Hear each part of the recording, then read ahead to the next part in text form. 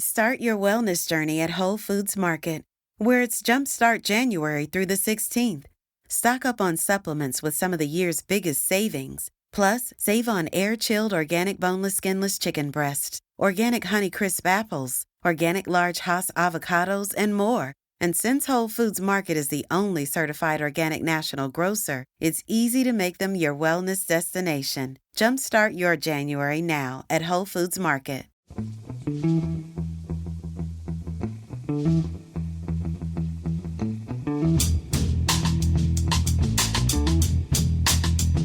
Hello and welcome to The Price of Football, the show that looks at the money behind the beautiful game with me, Kevin Day, and him, Liverpool University's Kieran Maguire. And I have to say, Liverpool University's Kieran Maguire, that me, Kevin Day, is slightly jealous of Liverpool University's Kieran Maguire because you're going somewhere nice tomorrow, aren't you? Yes, I've been asked to attend the World Football Summit in Seville for a few days, which is absolutely fantastic, and that coincides with the Rangers versus Eintracht Frankfurt Europa League final. And when I was offered the opportunity to go there, I applied to UEFA in the ballot to see a ticket, because at that time we didn't know who was going to be in the final. So I've got a tier 1 ticket, which is right on the halfway line, I think. Wow. So it should be a hoot. So long, and if anybody asks my name there, my name's Billy McPherson. Shame on you, Kieran, with your Irish. It's questions day, Kieran. And the first question comes from me, and it is, why is things like the World Football Summit always held in beautiful places like Seville? I know, because the last one I went to was Madrid. They are fantastic.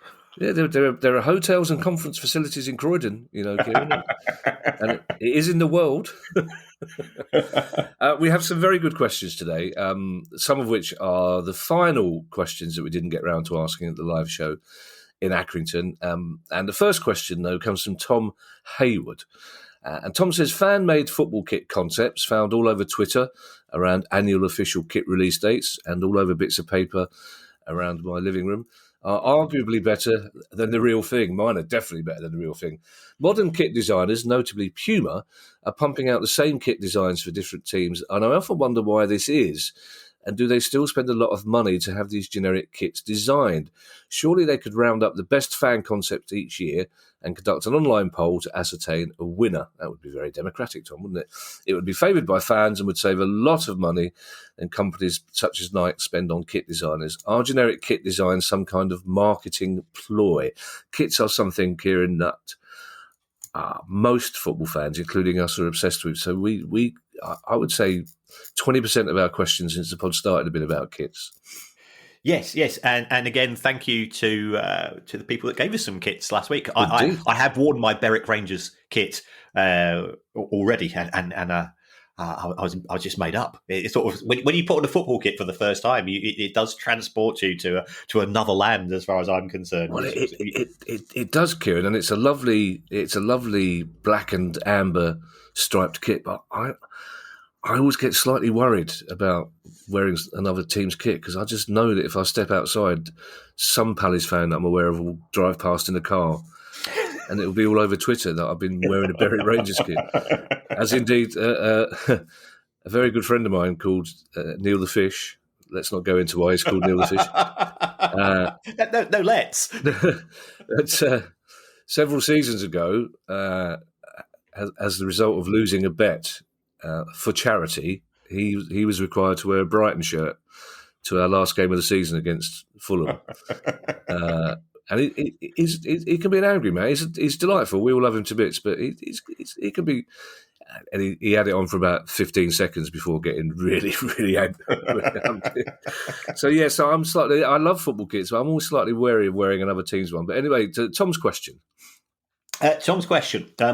From a manufacturing point of view, there are 3 elements to producing any product. It could be a football kit, could be a car, could be a microphone, could be a watch, doesn't matter what it is. You look at materials, labour, and overheads cost. And when it comes to football kits, the manufacturers are looking at production runs. So we all know that the kits they're manufactured mainly in Asia, and what they want to do is to minimise the costs during that production run. So if all you have to do is to change the colourways of the yarns, it's a lot easier than having to go and put in a completely new design and take that off, take off the plant and machinery, and then put on something else. So it works out cheaper from a production run perspective as far as the clubs are concerned. I agree entirely. I look at those kits that are all over social media. I go, God, they're absolutely fantastic. But the next year's kit normally is designed about 8 or 9 months before the start of the season. So there is a very, very long lead time. We've already seen some of the kits come out for next season. Liverpool have announced theirs. We've seen this new Newcastle United away kit, which appears to resemble the Saudi Arabian national shirt, which I think is not going to go down necessarily well with some of the critics. So from the manufacturer's point of view, there are some clubs who are supplied by the likes of Adidas, Nike, and Puma, and so on, who probably don't justify, from a cost point of view, having a wholly specifically designed kit for them, because they might be selling 2,000 of those shirts. So therefore, they say for 22-23, this is our generic design, and they'll call it the Vapor or the Flyway or whatever it's going to be. And what we're going to do is we'll stick your badge on and your sponsor name, and that's what you get. Simply because if you are Southend, if you are Mansfield, you are not selling enough units to have a bespoke piece of merchandise. From the manufacturer's point of view, and remember, the clubs want to make money as well.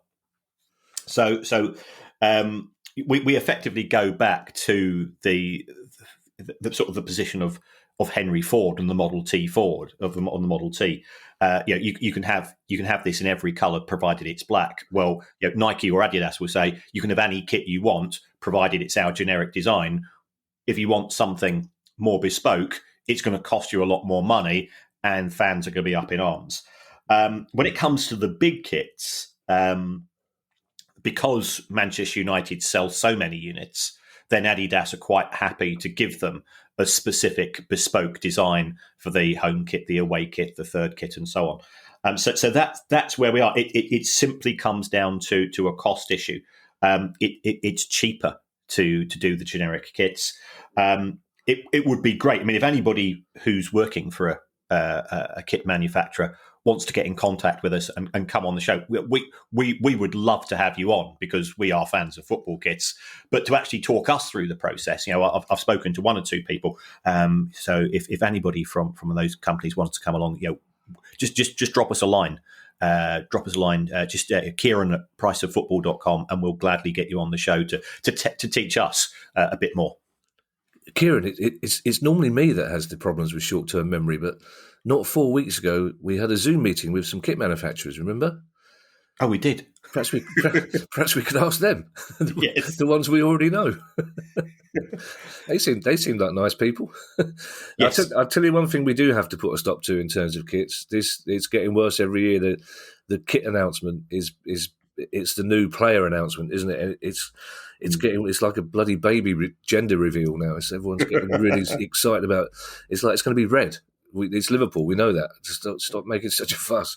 There's only so much dry ice to go around in the world. Our next question comes from Benjamin Toast, who's been a loyal listener since the very start of the pod, and has asked many questions. So many, in fact, that I've run out of jokes about his name. Which I'm sure he's delighted about. But Benjamin Toast says, if I picked up a club for £1 and wanted to wipe the debt out without paying, would putting it into administration and then buying it again for a song do the trick? Or is liquidation the only way to get rid of the debt fully? I don't mind the points deduction that comes with administration, says Benjamin, and I've got the £1. This is an interesting one. If he did that, if he puts the club into administration, then the administrators have a legal obligation to do what is best for the creditors of the club. Yeah. Now, you can have what is known as a pre-pack, where you effectively put a company into administration and you've already had a nudge, wink, wink arrangement with the administrators that you're going to buy it back at an agreed fee. I'm not saying that the administrators or you are necessarily wrong uns, but it doesn't generate universal approval. I'll say no more than that. So under those circumstances, when you buy the club back from the administrators, you are buying only the assets and none of the liabilities. So that would mean that in going into administration, you would have an immediate 12-point deduction. And coming out of administration, you would have a further 15-point deduction unless you pay 25% of what is owed to the unsecured creditors immediately, or commit yourself to paying 35% over 3 years. So if you're not going to commit yourself to that, then potentially that would be okay. However, this is where the EFL, the Premier League, and or the independent regulator, should one be created, this is where they would scrutinise the deal, and they might say, well, this is stiffing the unsecured creditors, and we are therefore not sure that you would satisfy the owners and directors test. The danger is, of course, you say, well, I've got the money to do it because, hey, I'm not paying the creditors, so therefore I can evidence the money. And this is where either we need a beefed up owners and directors test, or we need the independent regulator who can act on behalf for the benefit of all stakeholders, including fans, very much. It was the fan-led review, but also unsecured creditors. Because we've mentioned it on more than one occasion, football clubs tend to get quite good credit from local suppliers, because often that the person that's running that business will happen to be a fan of the club, of the town or city in which we're involved, and they say, well, under normal circumstances, I'll be pushing you for the money a little bit earlier, but hey, I've supported the club since I was 7, or my nan or my dad or my brother's a huge fan, and therefore I'll give you a bit more slack, and they end up getting into a worse position and losing more money. Two things, Kieran. Is this something that's standard practice in other businesses, and was the reason that points deductions were introduced in the first place because it was happening in football? Yes. Pre-packs have existed. Again, you are subject to scrutiny. You could be, as the administrator, you could be subject to a complaint to your professional organisation, and therefore you run the risk of professional sanctions. So it does happen in other industries as well. With regards to the points penalties, if you go back to the early 2000s, we went through a period of rapid and frequent insolvencies involving football clubs. The collapse of ITV Digital didn't help, but also owners gaming the system didn't help either. They realised that they could sell the club, buy it back, and all of the unsecured creditors had to effectively sing. And there was a view that clubs would wait until quite long into the season, make sure that they weren't going to go down, or they'd work out this, that, and the other, and they put the club into administration. There was one club famously, and the rules have been finessed over a period of time, and rightly so. There was one club that was relegated with I think 2 matches to go, and therefore it put itself into administration and said, right, we'll take that 12-point penalty now. So the rules have become a little bit better, which is why one of the reasons why we are seeing less clubs going into administration. And remember also that if you want to pass the owners and directors test, if you've been involved in a football club which has had 2 or more administrations, then that would make it very difficult for you to be an owner again. We've got a couple of questions left over from the live show in Accrington, Kieran, and leftover implies that we didn't want to ask them. That's simply not the case. We ran out of time, unfortunately. The first one comes from Chris. And Chris says, how do clubs organise travel costs? Is there a central system that clubs pay into, or are they phoning the local B&B? Also, how do costs differ between leagues? Right, it does very much differ depending upon which club you are. So I've got family who are the travel managers or the travel manager for a very high profile club. Indeed, very well known club indeed. And the job is full time, because what do you have to do, especially if that club is involved in pre-season tours or playing in Europe? You are doing constant reconnaissance. What you don't want to do is to end up in a hotel, which is morning, Finley.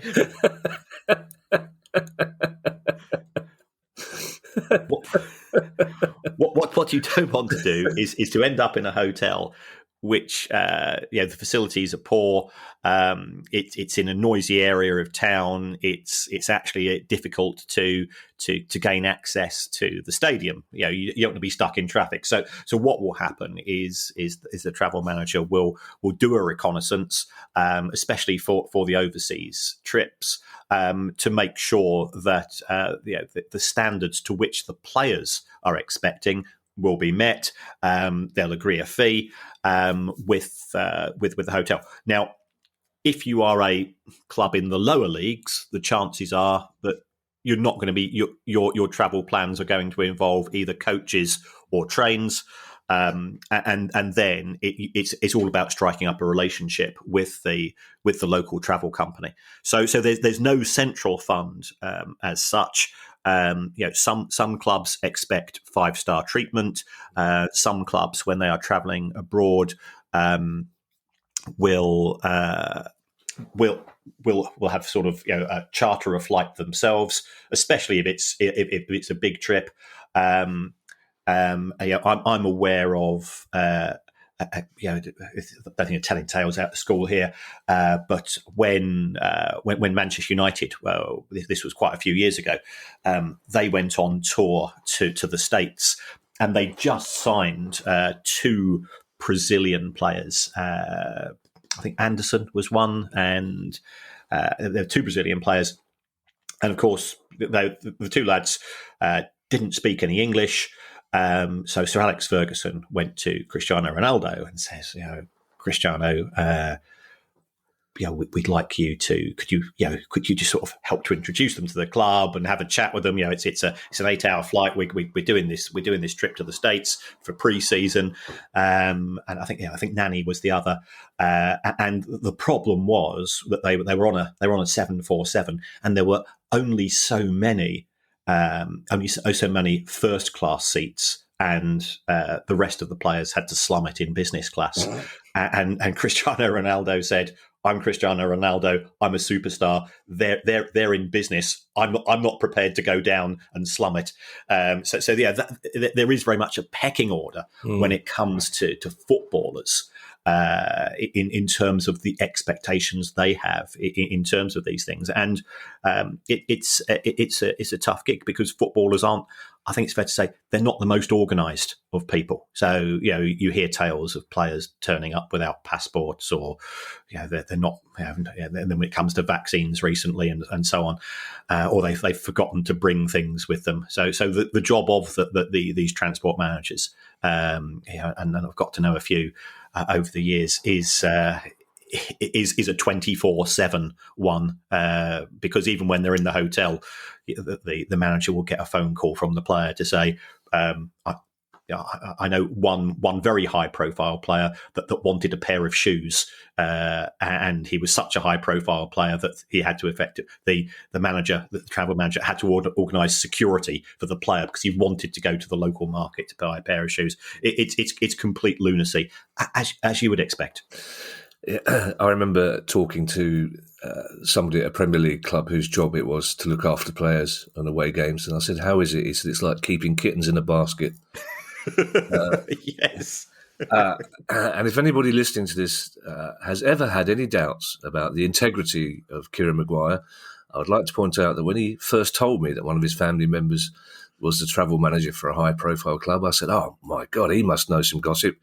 And Kieran said, "Yes, he does." And I looked at Kieran expectantly, and Kieran said, "Well, I can't share it with you because that would put his job in jeopardy." It's like, okay, but that's absolutely the right thing to do. But also, we all know what goes on tour stays on tour.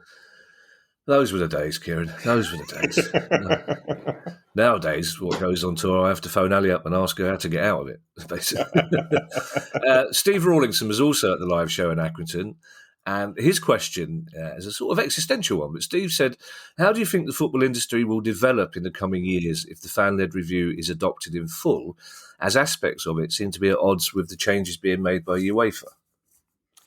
Yes, I think if it is adopted in full and we address financial issues, owners and directors issues, we have a regulator, the idea of shadow boards, golden shares, increased emphasis on the women's game and player welfare. If these are introduced, I think the main issue in terms of UEFA is that UEFA wants to represent the best interests of club owners to a large extent, and the changes by the fan-led review will make the importance of football fans as stakeholders in the game more of a central point.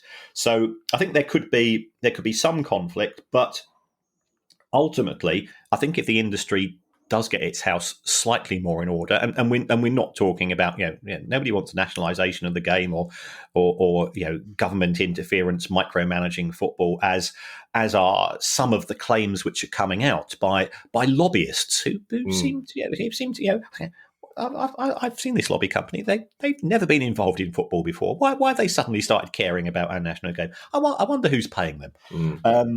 But I think it's just a case of turning the dial down a wee bit, and there's no reason why all the parties can't get on, both domestically and UEFA. I want English football to be a success.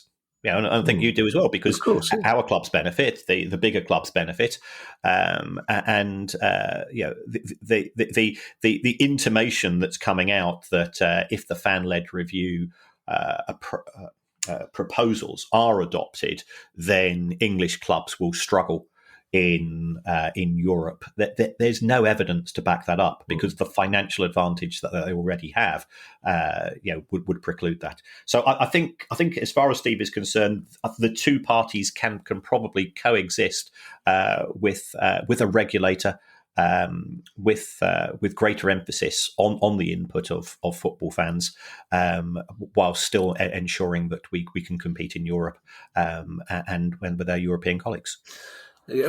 We've had occasion this season, particularly, Kieran, to take issue with Chris Sutton on his phone-in show on 5 Live about several things, but his campaign for improved player welfare is exemplary, especially when it comes to head injuries, concussion, illness, etc.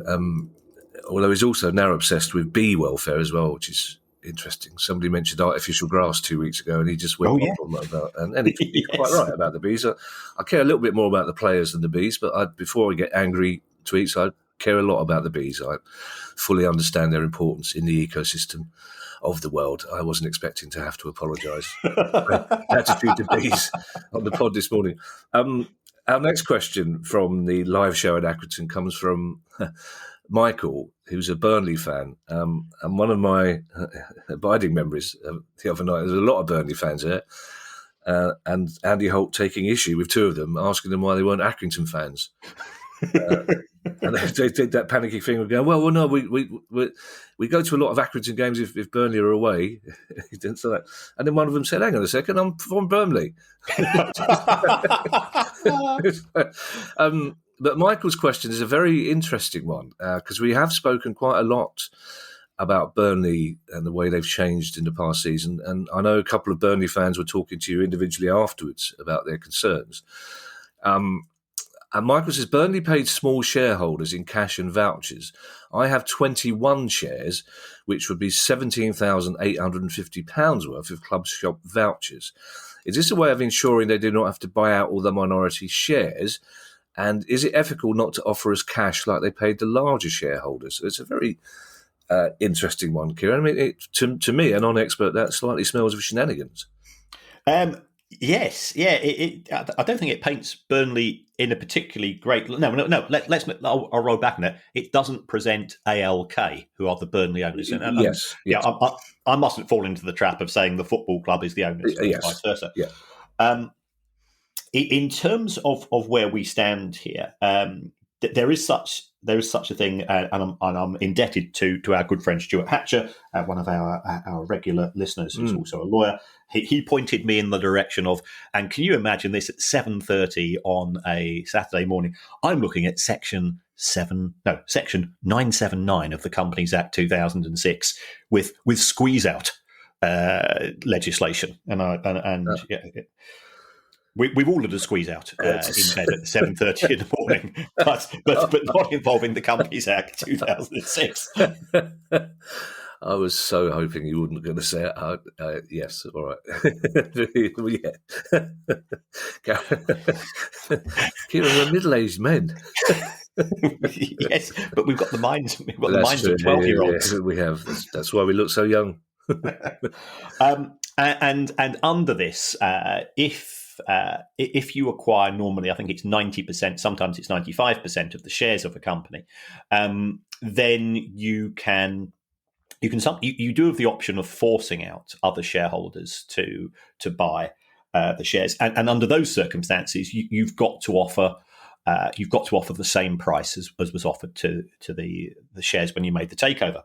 But Burnley's owners don't appear to have gone down this route, and if I've misinterpreted this, by all means get in contact and we will correct ourselves. What Burnley's owners have said, we will offer to buy the shares from you, and I think 6% of Burnley's shares are owned by minority shareholders. But you don't have to take the offer. We're not forcing you to buy it. So they're not actually using a proper squeeze out as such. And this is where I think some people are feeling slightly unhappy, because what they've said is that we will give you a 50-50 split in terms of cash and vouchers. And if you take a look at this, in terms of what Michael said, that the price of an individual share is quite expensive. So therefore, £17,850. We like club tat, but that's an awful lot of Ashley Barnes duvet covers, to put it mildly, from the club shop. So you can understand why some shareholders might feel aggrieved. But I don't think that they can get around this, because the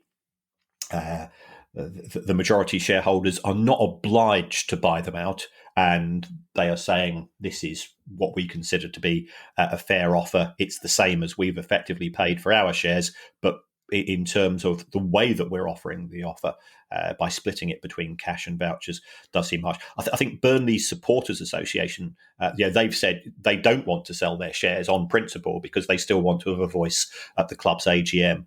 But if I was Michael, I can understand his sense of annoyance and frustration.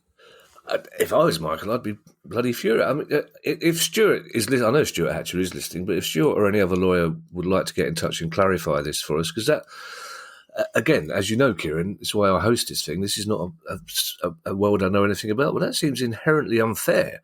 That the wealthier shareholders are offered money, and people like, because that's a lot of money. I mean, that's not. I mean. If you were talking about somebody who owns 3 shares that they have framed in their toilet and they're being offered 5p or whatever, exactly, I could understand that. But this is £17,850.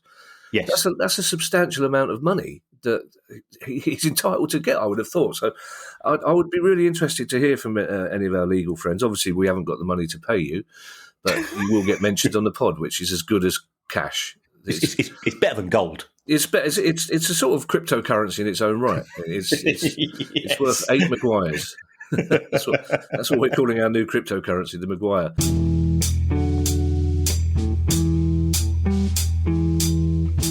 Start your wellness journey at Whole Foods Market, where it's Jumpstart January through the 16th. Stock up on supplements with some of the year's biggest savings. Plus, save on air-chilled organic boneless skinless chicken breasts, organic Honeycrisp apples, organic large Hass avocados, and more. And since Whole Foods Market is the only certified organic national grocer, it's easy to make them your wellness destination. Jumpstart your January now at Whole Foods Market.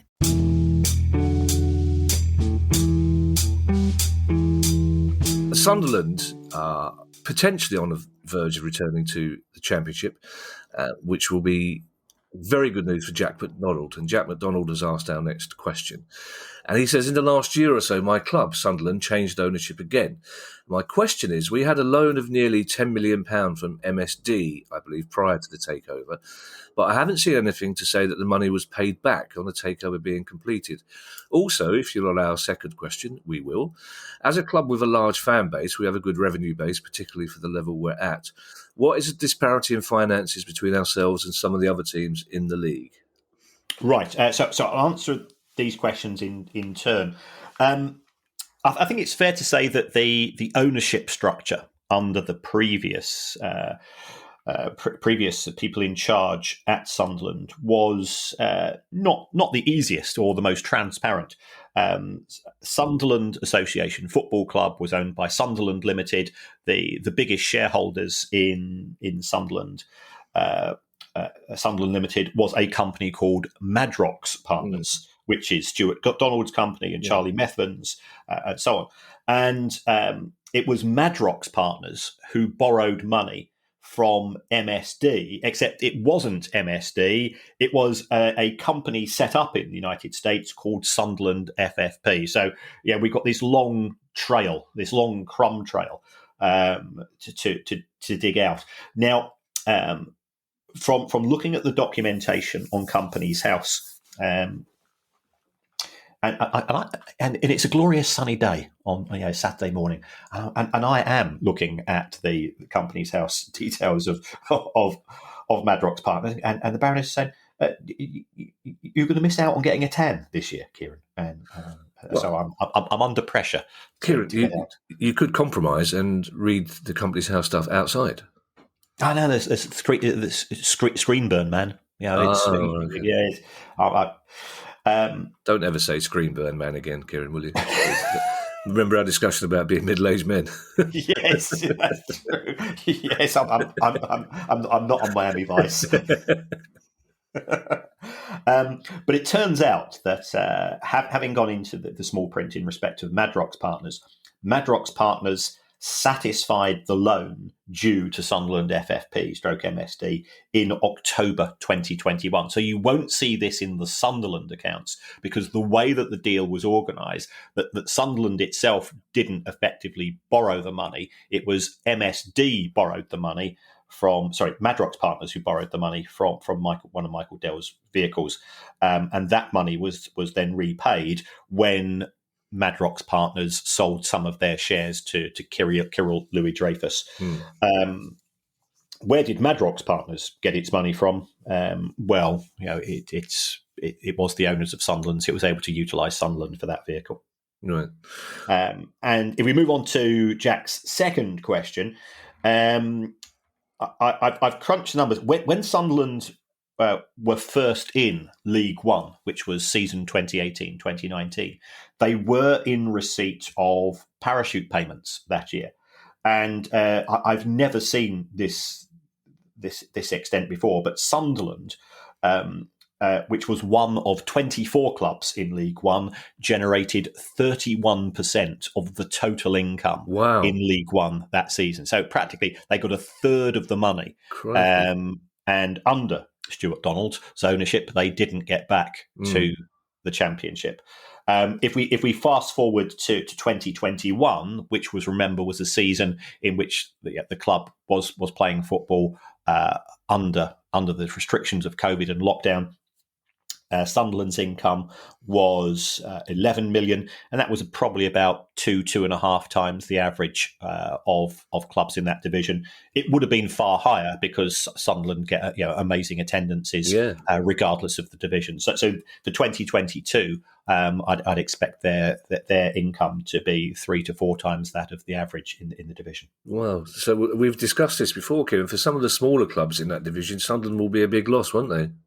Yes, yeah. I mean, we were chatting to Andy Holt on Tuesday night, and he's absolutely delighted that clubs like Sunderland are in that division because they sell out Accrington Stanley's magnificent Wham Stadium, and we're not saying this because we're fans of Andy. It is what they've done, the money they've spent there, the way that they've developed the club on an ongoing basis is magnificent. Yeah. Also, how can you not like a man who quite cheerfully unlocked their trophy cabinet to allow people there to have photographs of themselves with the League Two Championship trophy? Exactly. Yeah, yes. Even the Burnley fans. We have one more question from Accrington, and we've rather cleverly kept it till after this Sunderland question, because this is a question from Dave Jessup. And Dave says, why do so many clubs borrow from MSD, etc., at high rates of interest? Surely there's a more sustainable channel for clubs to borrow money. And it might be worth reminding people, Kieran, who MSD are at this stage. Yes. MSD Holdings is what I would call a boutique lender. And they are part owned by Michael Dell, the very successul computer guy. We all used to have Dell computers back 20 years ago, and they lend money to the sports world, especially football clubs. So Sunderland, Southampton, Derby, quite a few clubs have been involved here. And they charge interest. I think at Southampton they're charging 9.14%. At Derby, it's LIBOR, and LIBOR stands for the London Interbank Official Rate. It's what banks lend to each other, plus 8%. So that effectively these days it'll be around about nine and a bit. So people say, well, hold on, I can get a mortgage for 3% from a building society or a bank. So why am I paying so much more from a football club? And it comes down to first of all the issues of supply and demand. We've said on quite a few occasions that commercial banks will not lend to football clubs. So Barclays, HSBC, Lloyds, and co. They're not keen on giving standard loans to football clubs because they see them as being risky. If a club gets relegated, then it could lose a substantial element of its income stream. So how's it going to repay the bank? And also, if our local garage doesn't repay the loan from a bank, if the local widget manufacturer or hotel can't do that, then the banks will put those companies into administration, or they'll encourage them to do so, and that's how they recover their money from the sale of the assets, and that's fine. With a football club, and I can say this with personal experience, the last thing you want to do if you're a bank manager is to put the local football club into administration. Yeah, of course. Because you're going to upset an awful lot of your customers. I was once involved in an investigation into a pretty well-known club which had been in the Premier League, which was no longer in the Premier League. And I know I've told this story before, but when it did an investigation, I said to the bank manager, we've got an issue here. Unless the club really does cut back, under normal circumstances, I'd be advising administration because I don't see from these cash flow projections how you're going to get repaid. And he says, can we just have a meeting about this? And instead of a meeting in his offices, we had a meeting in a pub. Oh. And he says, I don't want this to be minuted as such. Right. But it's I'm my kids go to school in this town. Yeah. If their dad is seen as public enemy number one, Yeah. they're going to get bullied. We're going to have to move out of town. I support this club. I've got family to support this club.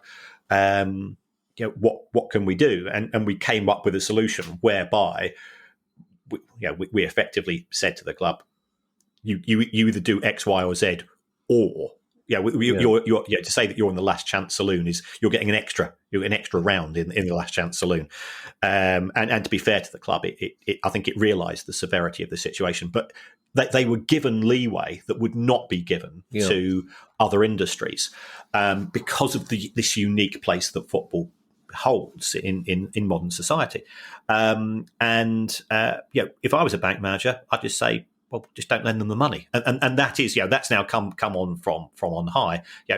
Don't lend money to companies in what are high risk industries, and football is high risk. So therefore, because the supply of lenders is lower, Economics 101, you restrict supply, you put up the price. What is an interest rate? An interest rate is the price of money. It's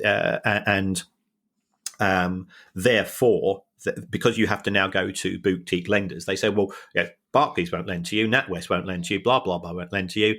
We will, but we're taking on that risk as well. So therefore, as we are taking on extra risk, we're going to charge you a higher rate of interest. So it's simply a function of the perception of risk of the football industry by the lending industry.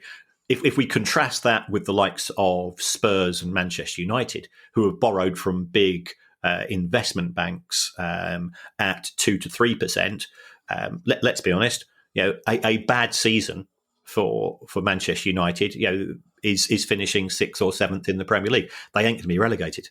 Yeah. Neither are Spurs. Yeah. And I know we've had this discussion that club owners in an ideal world want a Premier League in which relegation can't take place. Well, actually, for those, for the big six, they're already there because of the financial advantages that they have. And therefore, we find that the banks are willing to lend to them at lower rates because the biggest hit to a football club is the step down in revenues when you get relegated. That's not going to happen to United or Spurs, so therefore they can borrow at 2 or 3%. So to answer Dave's point about a more sustainable channel, we're unlikely then ever to see a sort of eco bank or a green bank or a co-op type bank setting up to borrow money, to lend money to football clubs then? There's that. I mean, one thing which has been considered is for the Premier League or the EFL to say, well, collectively, we are still earning the same amount of money. So it doesn't matter which 20 clubs are in the Premier League. There always will be 20 clubs in the Premier League. So could the Premier League or the EFL go to a lender and say, we're effectively a bit like a credit union. We can therefore raise money at cheaper rates and we can pass on those savings to the members. That conceptually could work. Whether there's an appetite for it, I don't know, because remember, we do have some clubs where the owners are quite happy themselves to lend to the clubs at 0%. So they'll say, well, why should we effectively guarantee other clubs borrowing money who can save themselves? They can borrow it now at 5 or 6 instead of 9% when I'm prepared to put as much money in as possible. Abramovich, what's in it for him? Mansour at City. Why get involved in something which will involve cost savings for other football clubs? Because those other football clubs ultimately are your competitors. Yeah, and one more thing, Kieran. You mentioned that the interest rates were slightly different for the MSD loans to Southampton and to Derby. Why is that? Do they not have a standard interest rate, MSD, for lending money? Well, it depends when you take out the loan. Right. And market perceptions change all the time. They'll be different because Southampton is a Premier League football club, and Derby was a Championship club. There's the amount of money being borrowed as well. The more money you borrow, the greater the risk. So therefore, potentially, the greater the interest rate. Now, our penultimate question, Kieran, comes from Tim Delaney in Australia. Is that Finley coming back or going out? That's Finley saying, yeah, he's clearly got an issue with Australians. He's got a lot of issues, that dog, isn't he, with various countries in the world. There's a lot of detail in this question, Kieran, but it's worth it. So, and Tim Delaney is not particularly happy, I would say.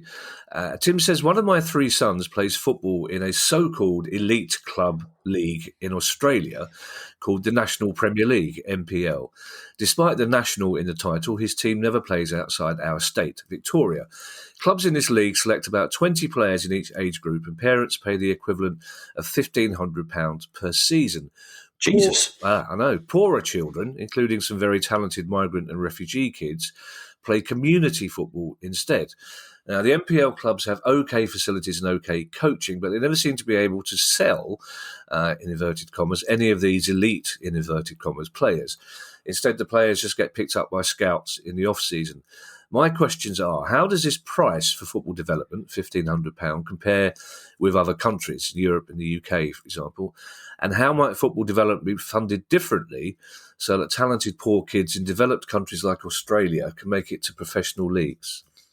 Wow, I mean, this is really intriguing stuff. It is. I mean, as far as Europe and certainly the UK is concerned, to my knowledge, there's no such thing from the club's point of view, because clubs want to recruit as many talented players as possible, and to put a financial barrier into for parents, especially parents who might not have the financial resources, is cutting off your nose to spite your face, because you're potentially losing out on talent. So the focus here is the opposite. We're fully aware of inducements which are given by some clubs, rather than making people pay, and that's the same in Europe. As far as football development being funded differently, I think this is more of an issue in the sense that in Australia, football is competing for interest with other sports. We know that Aussie rules is very popular. We know that rugby is popular as well, and therefore, I think what the clubs are. These elite clubs are trying to do is that they're trying to push themselves as development vehicles to parents. Frankly, Tim, I wouldn't pay it. I'd go and play for one of these community clubs. If your son is good enough and he's playing for a community club, he will be spotted, because that's where all the scouts go. That's where all the agents go. That's where all of the clubs will ultimately be looking. But I think this is actually a function of football not being as lucrative in Australia as it is potentially in Europe and certainly here in the UK, and therefore the financial benefits of developing players here is so much more that clubs think it's worth their time to effectively offer the facilities for free. And again, I know somebody that was involved in sort of youth development, and we've got some parents asking for assistance in getting their kids to training financially, which the clubs aren't supposed to do that, but you can arrange taxis and so on. Of course. And if that kid's let's good enough, then what's the kid? What's the problem with 2 taxis a week? If that person's going to be the next Mason Mount or Trent Alexander or Phil Foden, then it's it's a no-brainer to go along with that. Yeah, I'd be if anybody from the NPL is listening to this, and we know football authorities all over the world do listen to us. I'd be interested to hear what they have to say, because I mean that's just really is pricing youngsters out of football, isn't it? And you say there are people here who wouldn't be able to afford that. Most people here wouldn't be able to afford that, and especially from, we know traditionally young players are coming from disadvantaged backgrounds, so we would lose so many youngsters if the parents were being forced to pay. So I would be interested to hear if there is another side to that story, because I find it slightly disturbing. Now, our final question comes from Luke Zubina. And Luke says, Kieran answered a question on the pod a few months ago about front of shirt sponsors for international teams, saying that FIFA don't allow international teams to have front of shirt sponsors in order to protect their own marketing interests. If this is the case, and it is, how come FIFA allow international teams to choose their own kit manufacturers? England have Nike, for example. After all, FIFA have a long-standing relationship with Adidas, so it seems odd that they would then allow teams to choose different companies to be a kit manufacturer. Yep, yeah, fair comment, Luke. Yeah. I think the issue here is that Adidas are FIFA's global partner. So that means that when it comes to perimeter advertising, when it comes to some of the halftime thing, when the shows break, Adidas have potentially some form of priority over what can be seen within the stadium itself. FIFA isn't in a position to dictate to individual football associations how they sell their rights for kit manufacturing. So, the likes of we think about some of the great Italian kits made by the likes of Lotto and Kappa and so on. And I don't know why. Why do Italian football kits always look so damn good? It's just it's because they've got Italians in them. That's possibly something to do with for the main part. They wouldn't. If it was Marie and me parading down Croydon High Street wearing it, people wouldn't be going, "Oh, that's a sexy kit." True. Although it has to be said, the Baroness seemed very taken with the Ramsbottom goalkeeper. She was Tuesday night. Yeah, my cousin. She was very taken with him, but he is an exceptionally handsome young man. Yes. And also very quiet, which people mistake for being deeply, deeply fascinating. He is deeply fascinating, but he's just quite quiet, especially around predatory older ladies. The Baroness isn't listening to this, is she? No. I just see Kevin Day claims Baroness to be a cougar. Headlines in the Ramsbottom Gazette. I'm not entirely sure how we got here, Kieran, but should we get back to the kits? Right, but it's simply because the National Football Association has the responsibility for generating their own revenues, and they are independent of FIFA. So FIFA has the rights to have its senior commercial partners, but it's a commercial partner rather than a kit manufacturing partner deal that they have with Adidas. And because the two are independent of each other, that's why individual countries have separate deals with their manufacturers. Now, before we go, Kieran, it's just occurred to me that some of our listeners may be worried that what with you being in Spain and going to the Europa Cup final, we might not be able to record next week. But don't worry, everybody. We have made plans. We're going to record on Tuesday night, and we've worked out a system. Kieran will be on the balcony of a hotel in Seville, and I shall be in a garage in Norbury. It's not an issue. It's not a problem. Thanks to everyone who's donated to the pod via our Patreon page. It's very kind of you. And if you'd like to make a small monthly contribution yourself to our Always 3 to Air pod, go to patreon.com/priceoffootball. I nearly said comfortably then, didn't I? So if you have a question you'd like answered on the show, email us at questions@priceoffootball.com. And prior to him going off to Gatwick, before he goes to Seville, I shall leave you in the capable hands of Mr. Kieran Maguire for his customary farewell. Well, as always, folks, thanks so much. And we've been trying to come up with a way of showing a bit of appreciation to everybody that's supported the show via Patreon. And this is probably if you think, well, I wonder, is it going to be a signed book? Is it going to be a football shirt? No, what I'm going to do is that I'm going to offer a prize, and the prize is 2 tickets to see Aha play at the Arena in Wembley. And it's been an absolutely fantastic gig. And there is a backstory to this. The Baroness's daughter is getting married in 2 weeks' time, and this gig is taking place the night before. And the Baroness has said, I need time to prepare. which I don't understand. So what I'd like to do, as to show a bit of thanks back, is 2 tickets to see Aha, who are an absolutely brilliant band, in London on Friday the 27th of May. And if you are interested, we'll put your names into a draw. So anybody that is a Patreon of the podcast, if you want to just send an email with your details to prizes@priceoffootball.com, and I'm going to ask a question, a test question. According to Aha, the sun always shines where? Okay, so that, hopefully that won't filter out too many of you, and we'll do the draw next week, and say Friday the 27th of May, and there'll be a backup prize for somebody else on the grounds that I've still got some books in my bookshelf which are unsigned, so I'll do another prize as well. Just out. Yeah, we're at the end of the football season. We're both feeling pretty good about our teams this season, so it's a way of showing a bit of appreciation back to you for supporting us.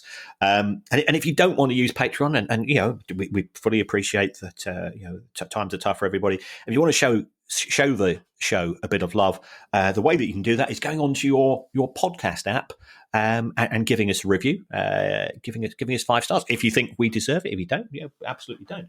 And if you want to write something as well, it doesn't matter what you write. You could say you would rather have the show presented by Ben Elton and Elton John, and I think that'd be quite a good listen. A little bit of politics thrown in, perhaps, and other apart from that. Take care, look after yourselves, and any Rangers fans who come up to me and say, "Are you Kieran Maguire?" on Wednesday, my reply will be, "My name's Billy McPherson." Yes, Elton John once called me a 4-letter word beginning with C. Yeah, he did. I will share those details on a later pod.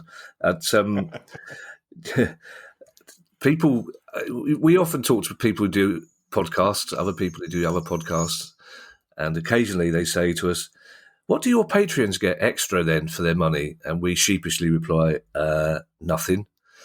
They just get their name read out. But now I can look them in the eye and say, 2 tickets to Aha at Wembley Arena. Bye, everybody. Bye.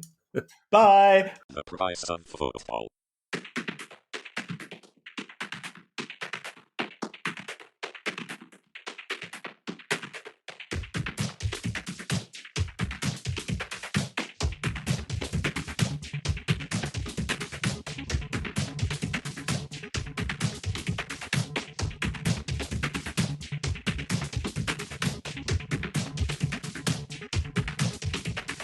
The price of football.